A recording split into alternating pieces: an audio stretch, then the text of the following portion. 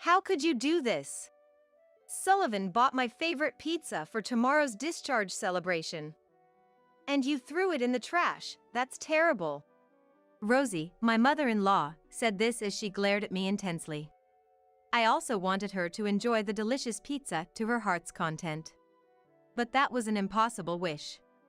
If you say so, please look inside then, I said with a stern face. Rosie looked at me curiously and then slowly opened the box. Right after, Rosie's body started to tremble. My name is Cindy. I'm a 35-year-old office worker. I met my husband Sullivan through a friend's introduction, and we've been married for 2 years. Both Sullivan and I love our jobs, and after discussing it together, we chose not to have children. Friends with children had sometimes worried about the pressure from the mother-in-law. But to me, that concern seemed unnecessary. Of course, there's a reason for that. The apartment we live in is about a 15-minute drive from my in-laws' house. Rosie lives there alone since her husband passed away 5 years ago due to illness. When I first met Rosie, I told her, I want to continue working even after getting married. Rosie really liked that about me. It's wonderful to be an independent woman. Oh, I'm relieved. I was a bit worried Sullivan might become just an ATM. I'm glad he married someone so capable, she said with a beautiful smile. I quickly grew fond of Rosie, who was talkative and cheerful. My husband and I moved to our current home a year ago. It was a quick decision based on location and rent because we were busy with work. Because of that. Hey, Cindy. This faucet is old, shall we talk to the real estate agent about it? Sullivan suggested to me, pointing at the dripping faucet. Oh, that. I'll contact Mariah about it. Oh. Sorry, I have to go early this morning. I'm leaving now. Mariah is a friend from my university days. I coincidentally met her working at a real estate agency and she was very helpful in our search for a place.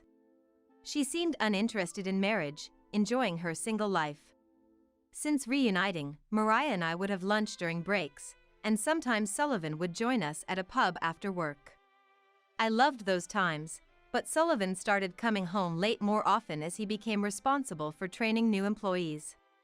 Recently, you have been working a lot of overtime, I remarked, to which Sullivan sighed.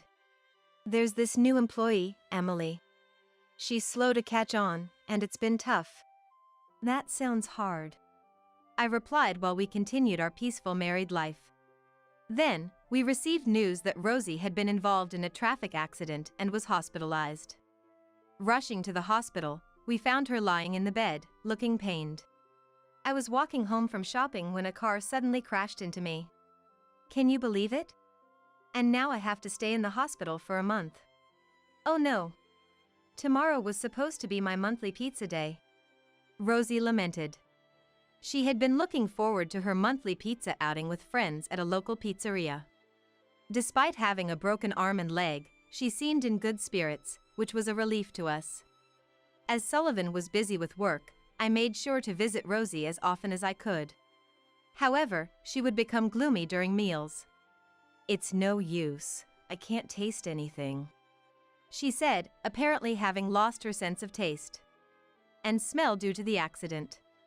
But the doctor said it might be temporary. I tried to cheer her up, and she smiled. Right. I hope it gets better before I'm discharged. I want to enjoy pizza again. We laughed together at her playful remark. I kept Sullivan updated on her condition. But my frustration peaked as he continued to use work as an excuse not to visit her. Hey!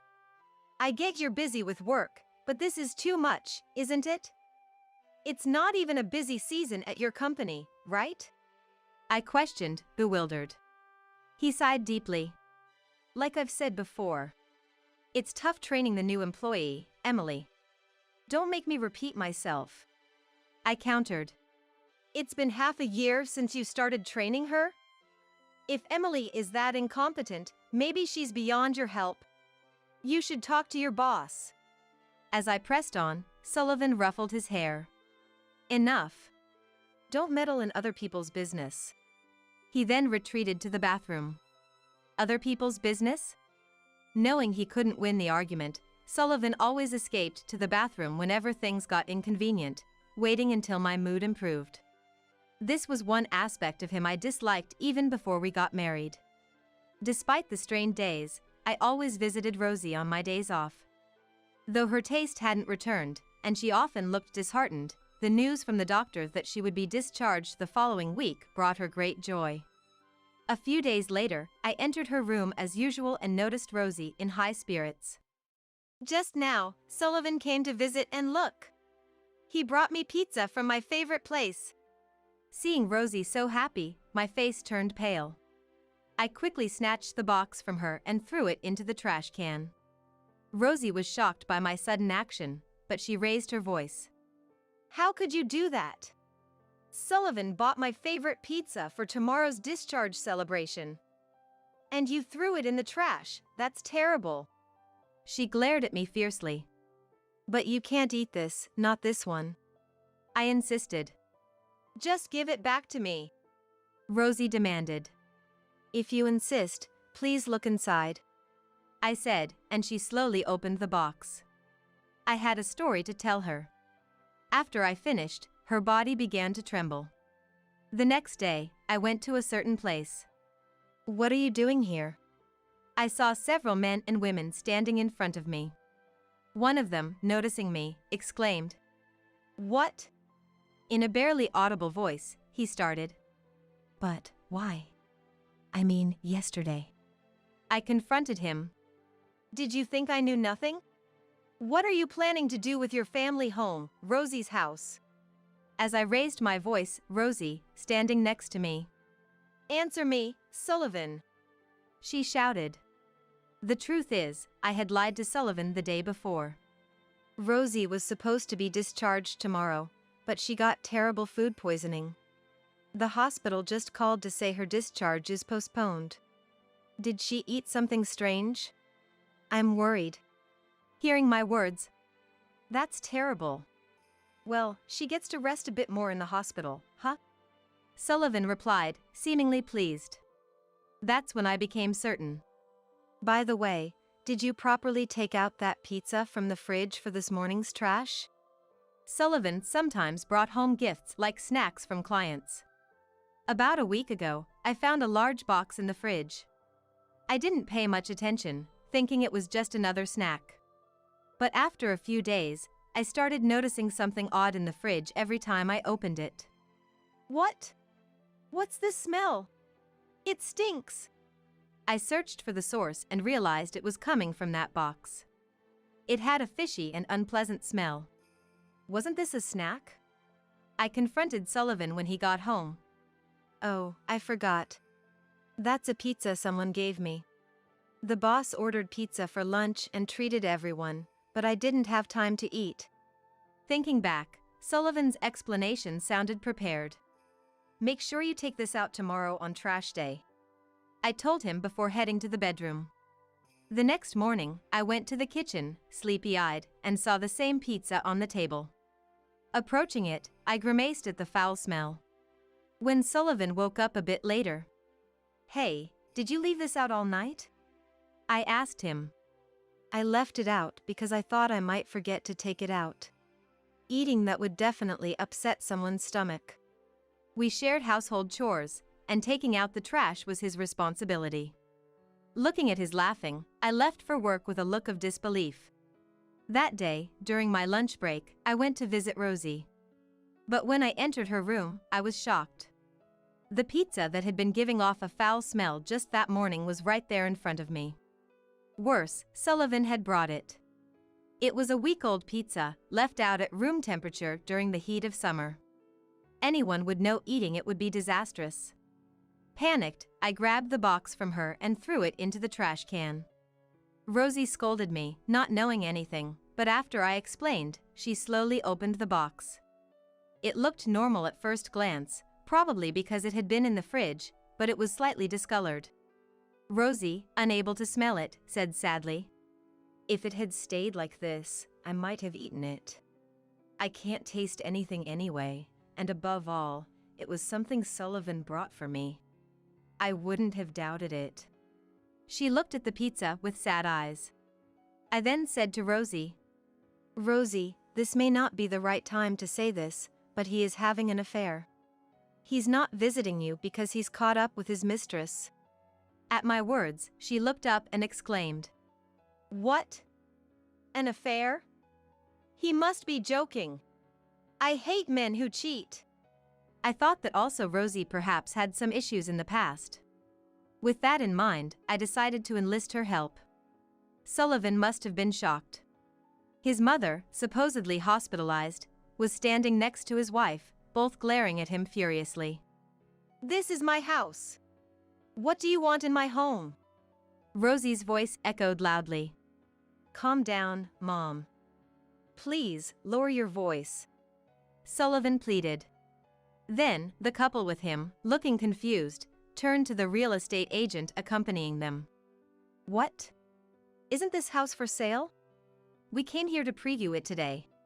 Can someone explain what's happening? They glared at the real estate agent. That's because, Then, could you explain to us, Mariah? I asked the agent. Sullivan and his friend Mariah couldn't find an excuse and looked down. This foolish son seems to have concocted some scheme, but this is my house. I'm sorry, but you'll have to leave, Rosie said, and the couple, who had been considering buying the in-laws' house, left angrily, feeling their time had been wasted. Let's go inside and discuss this in detail, Rosie said, still glaring at them. Actually, I had noticed their affair a little while ago. Embarrassingly, I had been making a big mistake all along.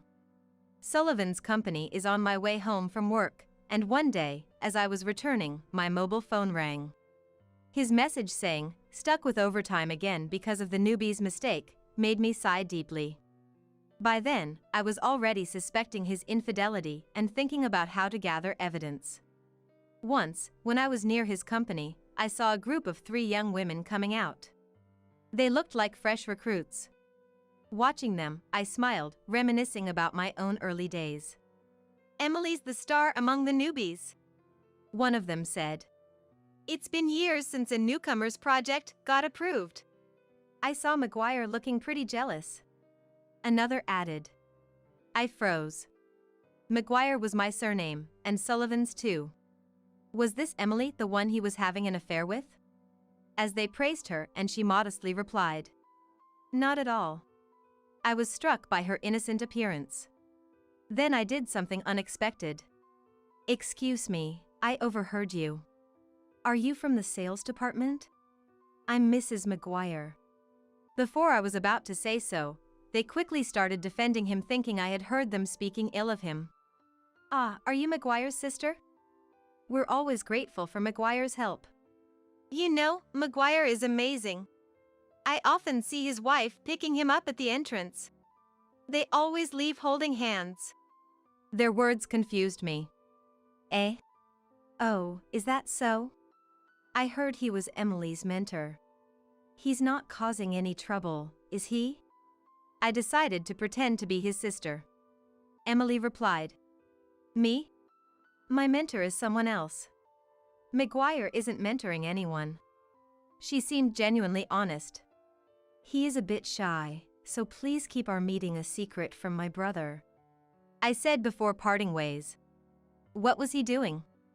Who was he cheating with? Unforgivable. Unable to investigate myself due to work, I hired a detective. When shown the photos of the other woman, I felt dizzy. It was Mariah, my friend, not some stranger. There were photos of her and Sullivan arm in arm entering a hotel, and others of them at what looked like Mariah's place. They were meeting almost daily. My love for Sullivan vanished. In Rosie's house, facing the 2 sullen figures, I said, So, it's troublesome if Rosie gets discharged with the house viewing planned, huh? And to think you tried to feed her old pizza. Are you insane? You could have endangered her life. I ranted, and Mariah, crying, pleaded. Don't blame him. It's my fault. I fell for him. He's not to blame. Sullivan gently comforted her. What am I even witnessing here? Yeah, Mariah. It's your fault. I heard about your bad reputation. You wouldn't have been interested if he wasn't my husband. Mariah, who had been crying, suddenly froze. What? What rumors? I told the flustered Mariah.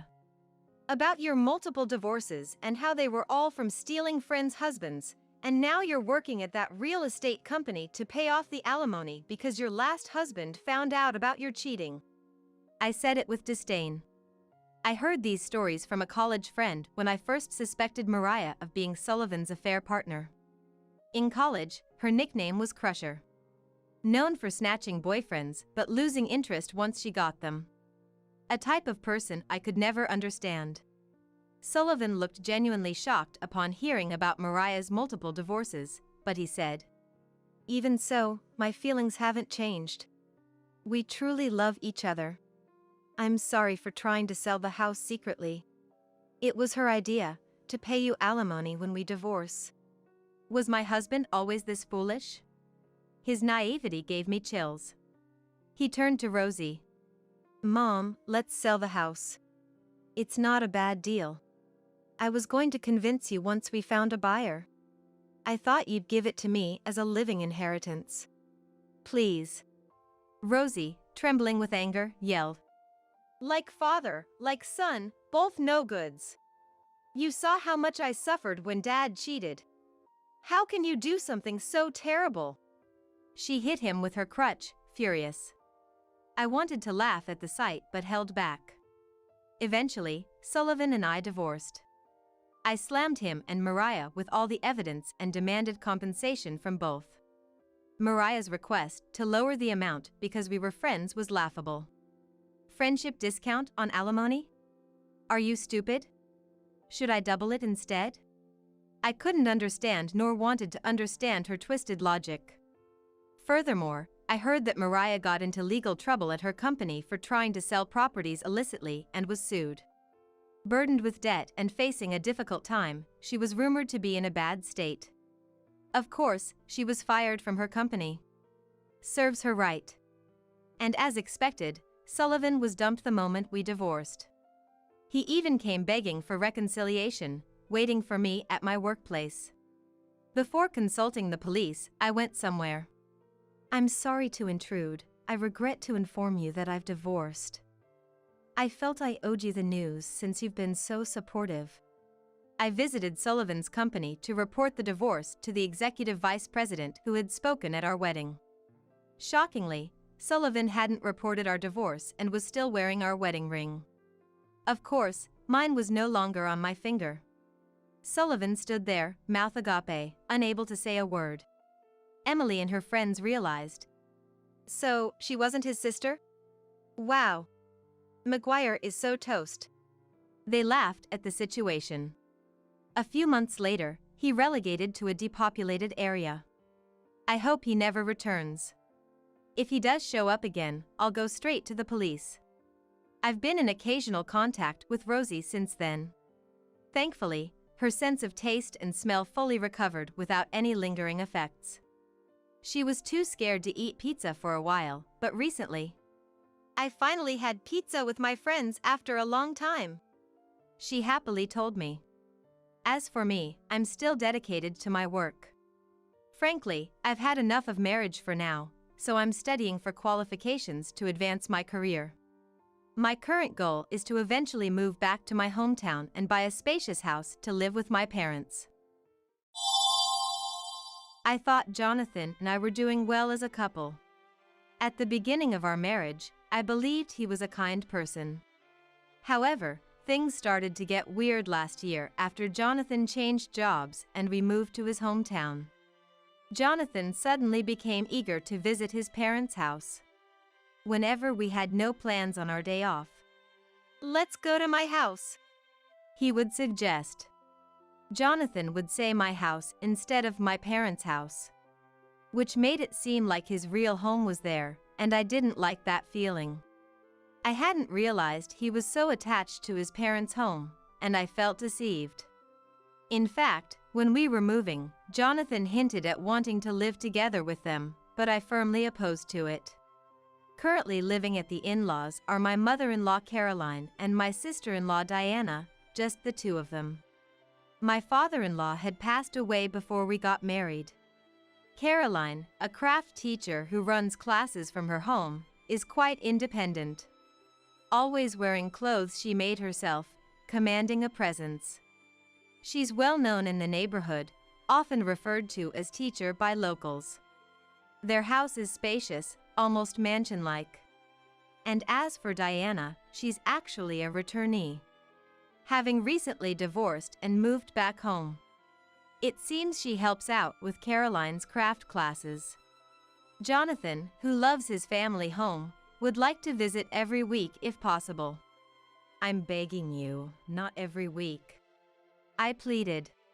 While Jonathan might find his family home refreshing, I certainly do not. It's just stressful. Although I understand Caroline's profession is being a teacher, her domineering attitude even outside of work is suffocating. It was strange how she insisted on being called teacher by everyone, not just her students. But that's beside the point. The real issue is Caroline's attitude towards me. As a craft instructor, I expected her to be strict, but her fixed ideas about how a wife should be were too much. The first time I visited, I got scolded for not tying up my hair. I don't usually tie my hair up at home, so the scolding came as a surprise. Her first words were, "Are you here as a guest?" Though I was reluctant, I apologized and tied my hair with an elastic band Caroline gave me. Then from there, it was hell. Even though I tied my hair, I was clueless about what to do in my first visit to the in-laws. "Is there anything I can help with?" I asked Caroline. "Can't you do anything without being told?" And she snapped, telling me to think for myself. I'm aware I'm slow and not very proactive, so it's not entirely Caroline's fault. But it's really troubling when I'm told to think for myself when I'm asking because I don't know. So, I tried vacuuming the living room and then, "Are you suggesting our floor is dirty?" she yelled. Then, seeing some dishes in the sink, I thought I'd wash them, but "Don't just barge into someone's kitchen like that. It's rude," she screamed. At this point, I was completely lost. Maybe Caroline just wanted to complain about something. No matter what I did, I got scolded, and I was at my wit's end. Meanwhile, Jonathan was lounging on the sofa, watching TV, and laughing with Diana. What's with this difference? Diana, despite helping out with Caroline's classes, is practically unemployed. Why am I the only one being put to work? The most shocking was dinner at the in-laws. "Let's order the usual steak tonight," Caroline suggested in a good mood. There's a fancy steakhouse nearby that they order from monthly. The steak from there is the best. Jonathan agreed happily. Oh, so it's that good. I was looking forward to it too. When the doorbell rang and the delivery person appeared.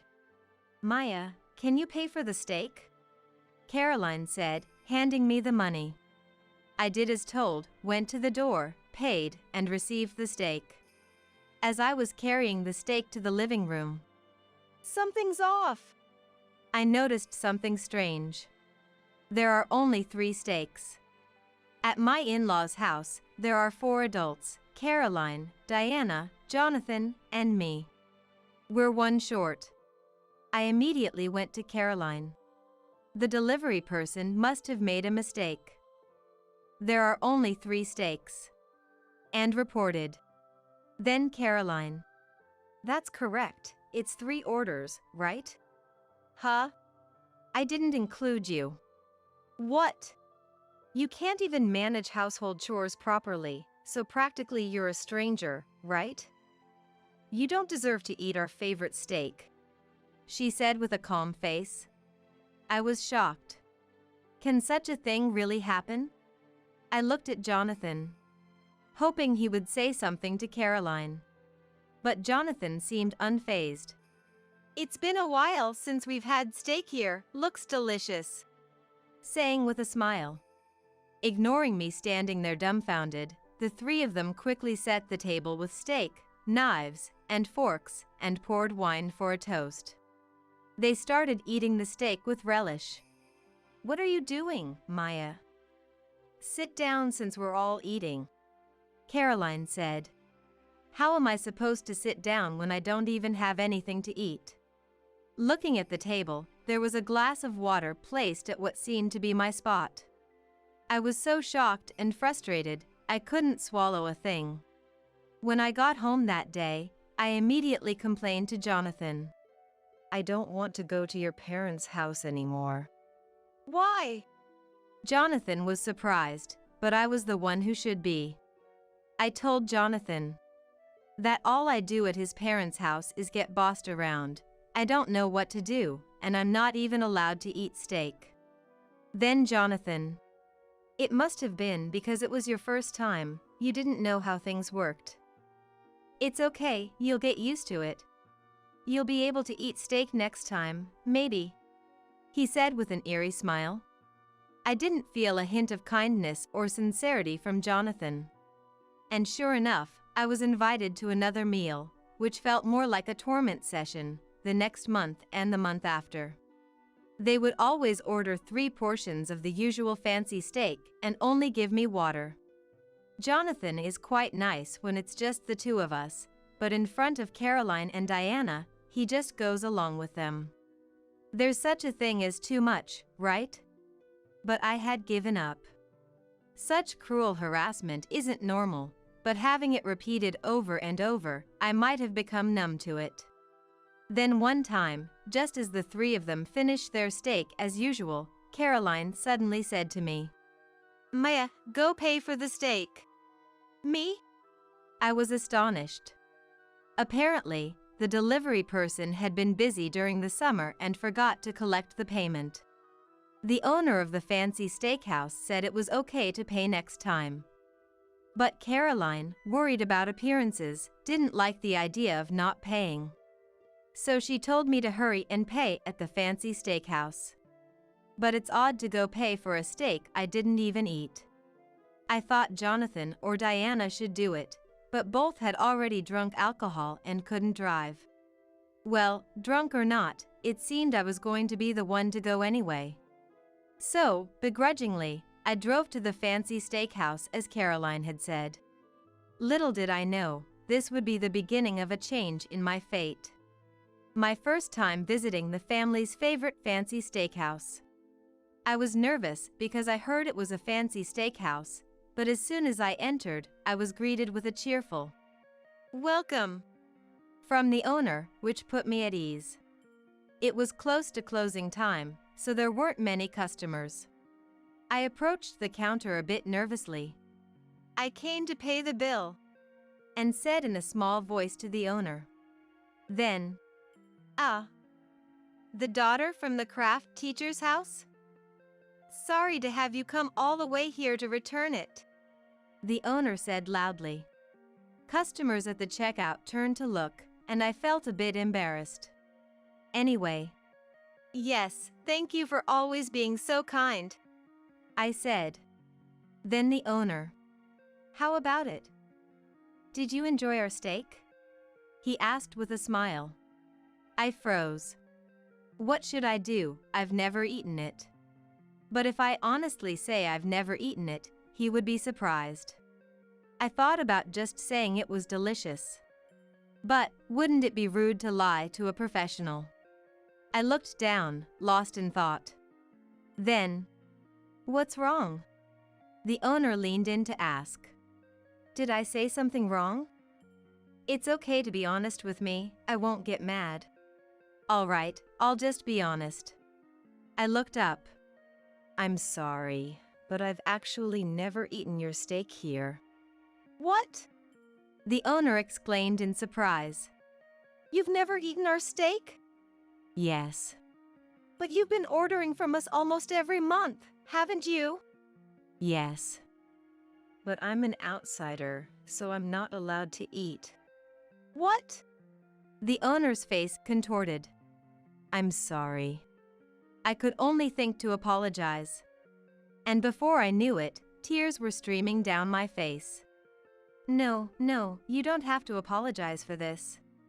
The owner hurriedly reassured me, but his kind voice made me feel even more sorrowful, and I ended up crying like a child. Luckily, since the last customer had just left, no one else saw me crying except for the owner and his wife. Caroline always ordered 3 portions of the fancy steak, but the owner had always thought it was for Caroline, Jonathan, and me. That's because he didn't know Diana had moved back in. Of course, because Caroline kept her daughter's return a secret from the neighbors. I wondered why you hadn't come to the restaurant to eat lately, the owner said. Then, to use our steak for harassment, what a terrible person. You've been having a tough time, haven't you? The owner looked at me with concern as he said this, so I told him everything about the harassment I was facing at my in-laws.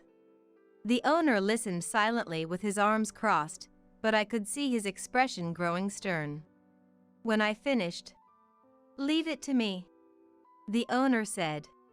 What does he mean by that? I wondered for a moment.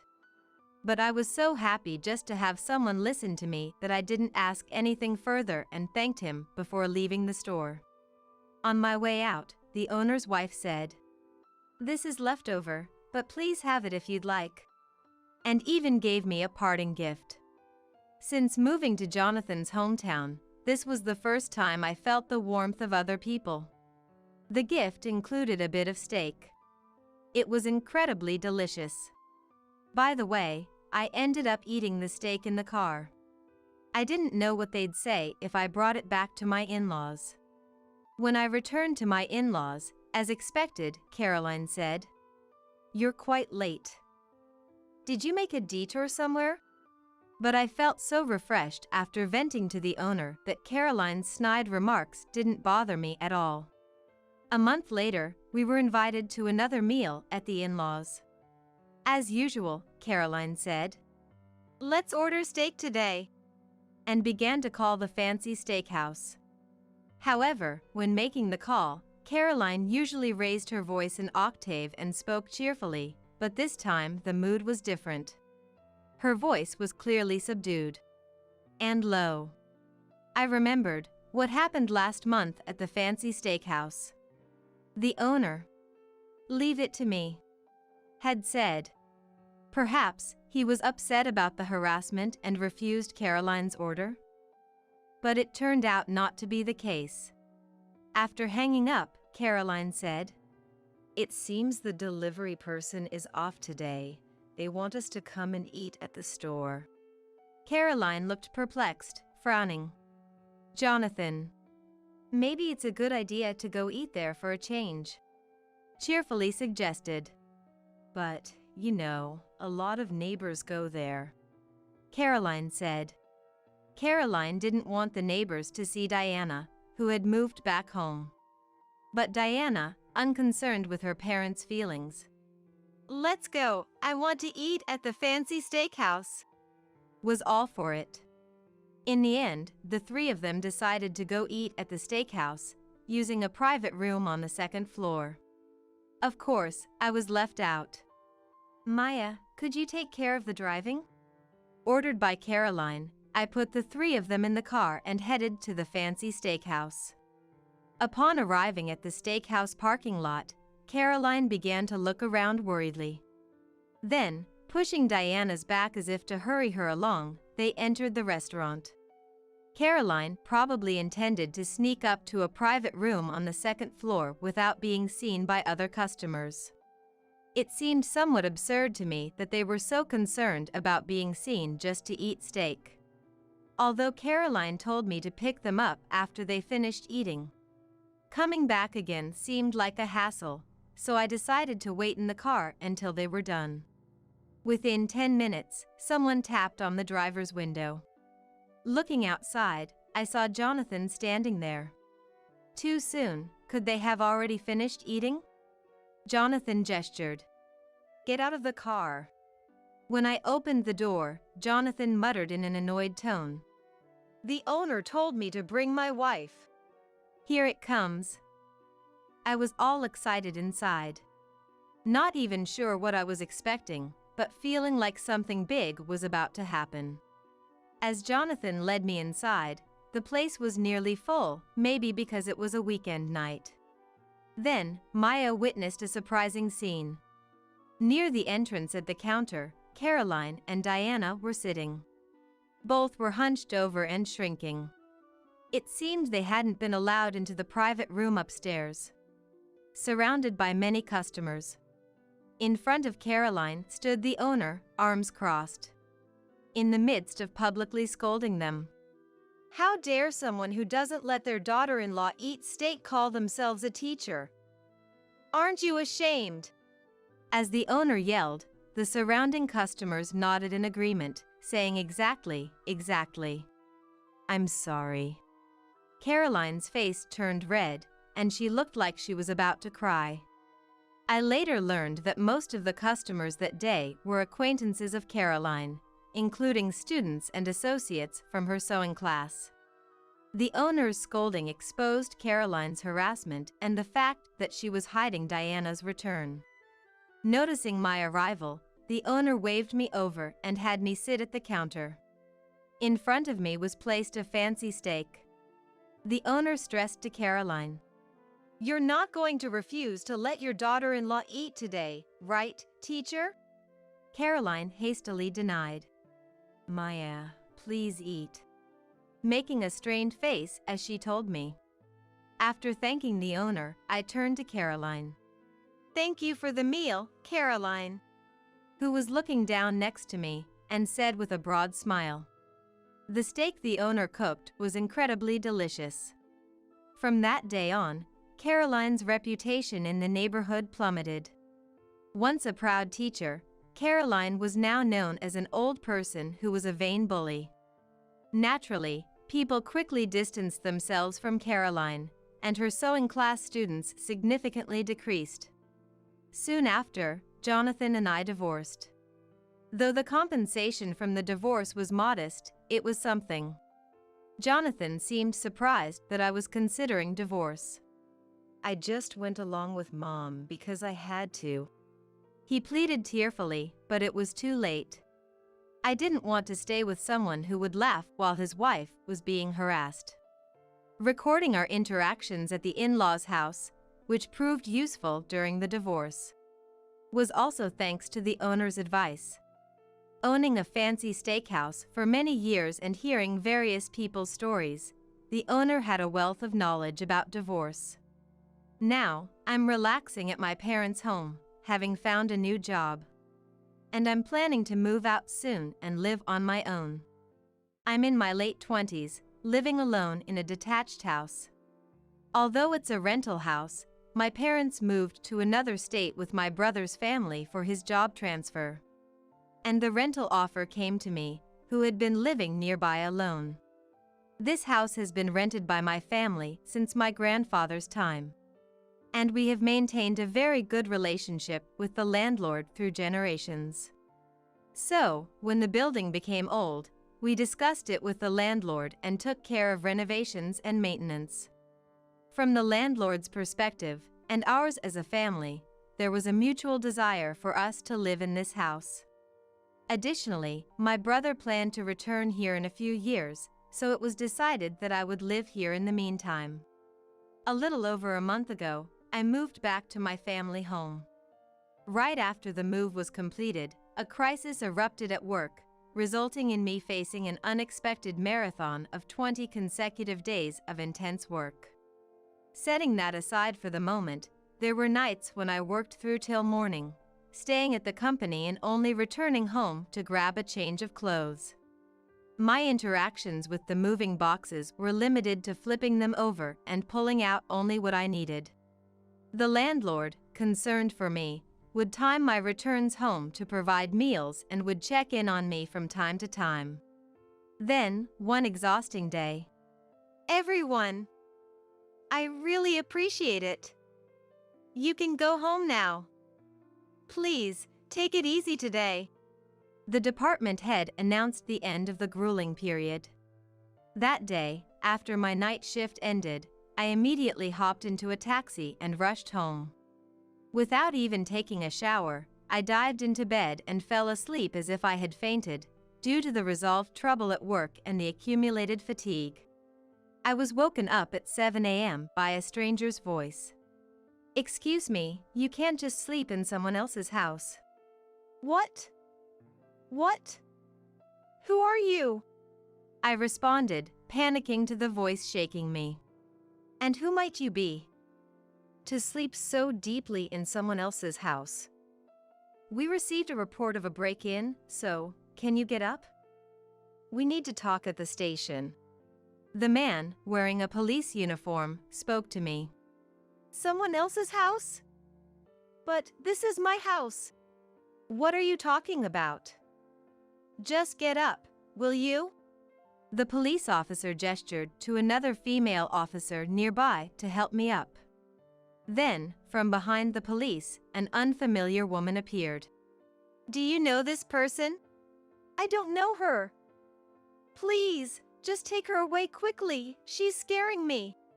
"Wait a minute. What do you mean by breaking and entering? Enough with the grogginess." "I'm not groggy. My ID is in my bag. Just get out already." The woman yelled at me, and the police officer stood in front of me as if to shield me from her.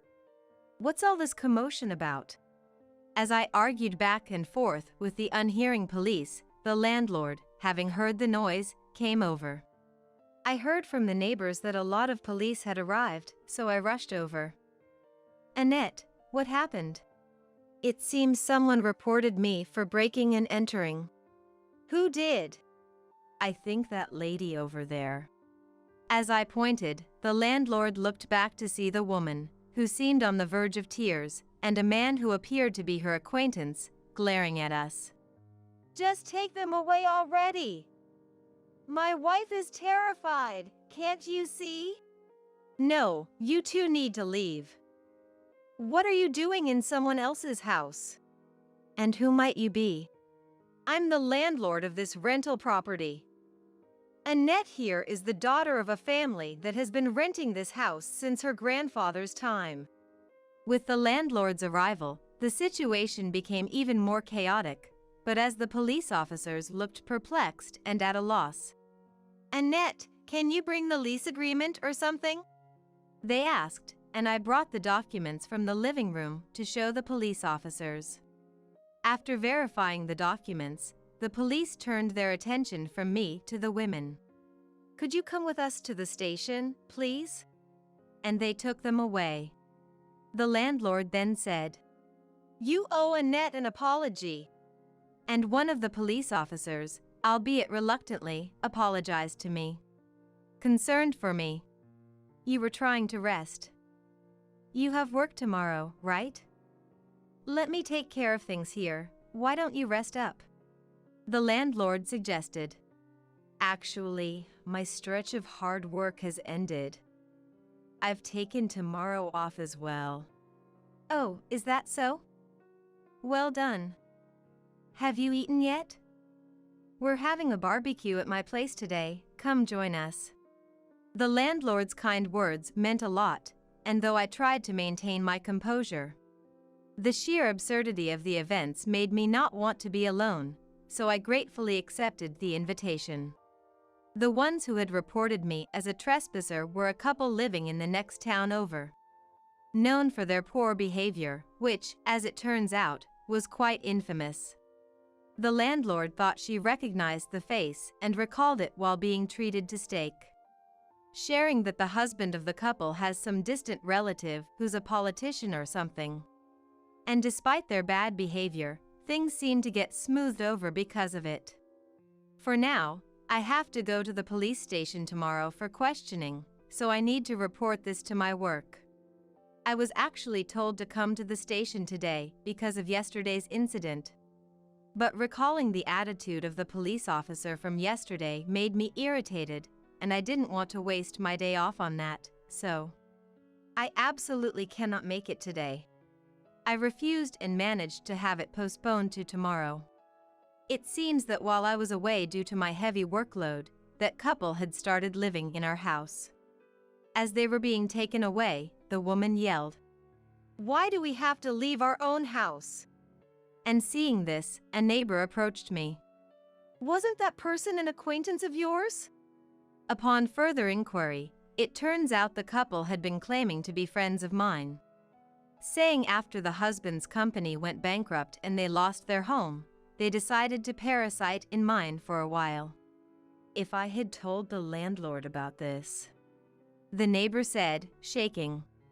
"Well, the misunderstanding has been cleared up." I laughed off, to which I was told, "It's not just a misunderstanding, they were a pair. You're lucky to be safe, Annette." I then realized how dangerous the situation had been. "Anyways, I'll go to the police station tomorrow to complete various procedures."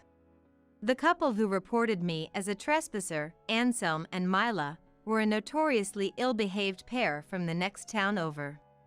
Financially strained due to debts and had been wandering after losing their place to live. Finding our house conveniently empty for long hours, they broke a window to enter. When I returned home, they had apparently been hiding to avoid running into me. Since I was staying overnight at work and only home for minutes at a time after the move, I didn't notice things like furniture being moved. I didn't even feel that sense of wrongness. In the end, they were only fined, quickly released due to being first-time offenders. Probably the distant relative who's a politician played a part in this. I was quite worried. They might come after me, bearing a grudge. Although the neighbors were aware of the incident and it prevented them from attacking our house. About a month and a half after the incident, the couple showed up at my workplace. "There's someone named Annette here, right? Bring her out now." Anselm entered the company, shouting loudly, with Mila standing beside him, smirking creepily. The moment I heard his voice, the day's events flashed back, making me tremble and instinctively hide under my desk. Seeing my reaction, my boss approached Anselm. "Excuse me, who are you?" "I was usurped of my home by that woman, Annette. After all the trouble we've been through, she needs to take responsibility. Annette is currently out. I will pass on your visit to her. Call her back now." "I'm afraid that's not possible. Please leave for today and set an official appointment to come back." "What, you think this is a joke? How dare you waste our precious time? If you continue to cause a disturbance, we will call the police." "Go ahead, call them." While my boss remained calm, Anselm retorted vehemently, leading to Anselm and Mila being led to the reception room and watched over by a male employee, while I was moved to another room to give a statement to my boss. Since I had taken the day off to go to the police station, where I had already mentioned this issue. "I can't believe that happened to you," was the general reaction, offering me words of consolation. As we were dealing with this, the police arrived, someone having called them. "Do you know who my relatives are?" Anselm provoked the arriving officers by saying so. "It doesn't matter who your relatives are. Let's go." "What? Are you kidding me? You think you can get away with this? Do you even understand what you're doing?" "Wait a minute. We were lied to and our house was taken over by an employee here named Annette, right? If anyone should be caught, it's her." These individuals previously trespassed into the home of one of our employees, Annette, and were arrested. We have confirmed with Annette herself, so there is no mistake. "Just as I thought, Annette is here, isn't she? Bring her out." As I mentioned before, I was in another room, but since the company isn't that large, I could clearly hear Anselm and Mila raising their voices in excitement. And I could faintly hear the voices of my boss and the police officers. I was about to come out so as not to cause any trouble, but boss told you to stay here, and if Annette comes out, it might excite them more and cause trouble, so just stay put. A colleague advised me, so I stayed back. Then the two were taken away again, and a police officer came to the room I was waiting in. I've heard a brief explanation from your boss, but the police from before were from the area where my home is, but this time it was from the area where my company is located. And it seemed they were unaware of Anselm's distant relative who is a politician. I had the police come over before, but they didn't handle it very well. That's unfortunate. We will conduct a thorough investigation and take appropriate action. There are a few points I'm concerned about. I began and shared certain details. Thank you for your cooperation. After listening to my points, the officer apologized deeply and left. The point of concern I mentioned included, firstly, how conveniently they found a house that was vacant for long hours, as indicated earlier. In fact, in the area where I live, there had been frequent incidents recently such as plant pots in gardens being broken or flyers from businesses asking to buy unwanted items being stuck to fences. And there was a flyer near my door that I didn't know when it had been placed. Putting it all together, it becomes clear why Anselm and his partner chose my home. It seems they were observing how quickly the plant pots in the front yard were cleaned up or how fast flyers stuck at the entrance were removed. Another point was that the two had entered through a window next to the back door of my house, which had been broken. The broken window glass had duct tape on it, and the break was near the lock. Breaking the glass with duct tape applied doesn't make noise when it breaks. I remembered this method from a TV show, and I realized it was the work of someone experienced. Just don't misuse this information, okay? Later, it was discovered that Anselm and Mila had been committing burglaries in the neighboring town and had been getting off lightly or not being charged at all, thanks to police officers who were acquaintances of the politician.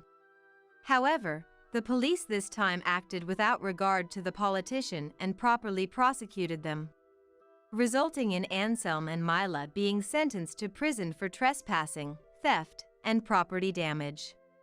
This included cases that were uncovered after I encouraged neighbors who noticed the damage to report to the police.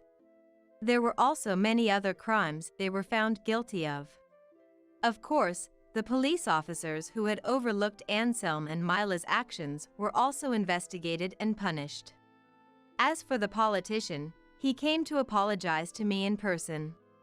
I am deeply sorry for the inconvenience my relative has caused, said the elderly man who was Anselm's distant relative and a politician, but upon further conversation, it turned out that he was somewhat of a victim as well.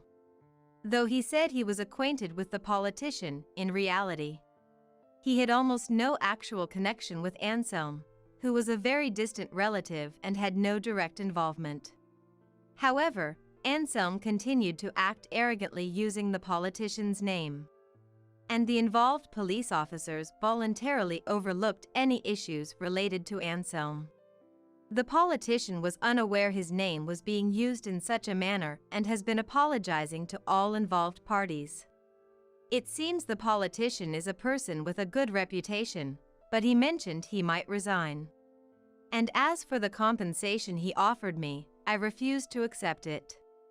After all, the politician wasn't responsible. And I found myself thinking it would be okay if the money came from Anselm and his partner. I'll probably never handle such a large amount of money again. But accepting that money felt like forgiving Anselm and his partner for their actions, so I ended up saying, Anselm and his partner should atone for their crimes themselves, trying to sound principled. Then, please allow at least for the expenses for the repairs of your house. The politician insisted, and since I wanted the repairs done quickly, I accepted that money only. I still occasionally regret it, but for things like compensation for trouble caused or damages, I made sure to hire a lawyer and demand payment from Anselm and Mila. Of course, they are behind bars, so their parents ended up paying on their behalf, but I'll make them repay it themselves. I also made sure they wrote a pledge. What actually happens remains to be seen, but for now, my story seems to have come to a tentative conclusion, doesn't it? After hearing this story, my parents considered moving back. But with contributions from the landlord and the money received from Anselm's parents, we changed the locks and hired a security company to enhance the security. So, I plan to continue living alone in this house for now.